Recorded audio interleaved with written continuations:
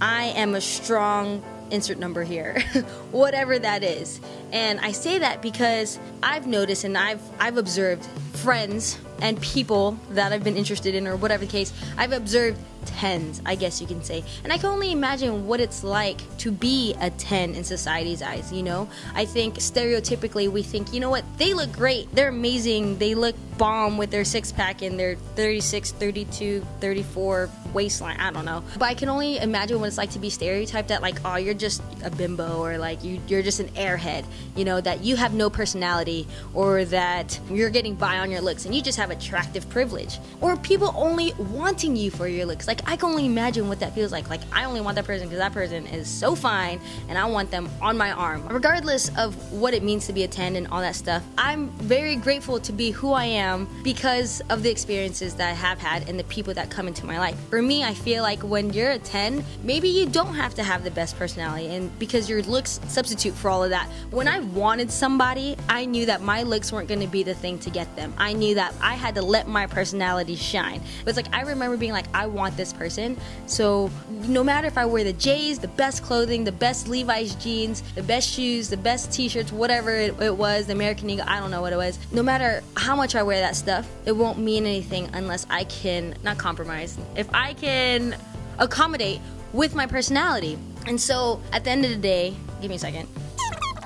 So at the end of the day, I may not be the best, or I may not be a 10, and I may not be all of these things according to society's standards, but I appreciate being me for many reasons. And when it goes back to the things that I hate about myself, I don't hate them. The things that I dislike about myself, or I grew up disliking about myself, my height particularly. When it comes to women, it's a great thing for men. I'm always going to be shorter than the guy. But when it comes to women, I appreciate dating the women that I dated because they saw past my height. And they were able to say, you know what, according to society standards, the masculine one is supposed to be taller, but screw society, and I'm going to date this person even though they're shorter than me, and that's perfectly fine with me. Okay. Not only that, when it comes to guys, talking about presenting myself as masculine, I appreciate that I get to date men who are so comfortable with their sexuality and their masculinity that they just see that this is just clothes. This is just outerwear that we have to wear in our society. And so I appreciate knowing that the men that I'm attracting are good quality men, just like the women.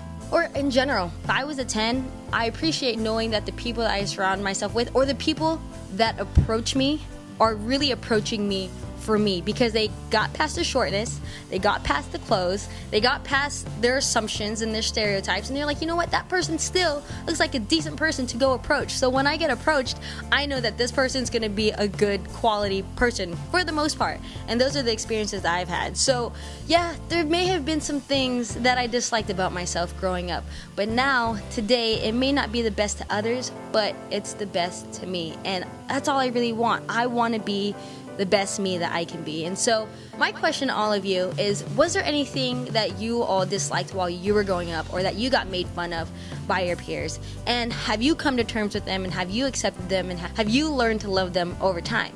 And if not, maybe it's something to consider. Maybe it's something to be like, you know what, screw not being a 10. Like, forget all the people that are the 10s in the world and stereotype basicness in the world. I am a great whatever number you are, and be a great number, whatever that is. So at the end of the day, y'all, whatever number you are that you feel that you are in today's society, recognizing that we shouldn't have to scale ourselves. Okay, I recognize that. This is just a conversation. This is just how we make sense of the world, and that's how we've made sense of the world. But whatever number you are, be the best number that you are. And at the end of the day, it's not about the outer appearance, it's how you feel like on the inside. And right here in my mind is a very, very, very strong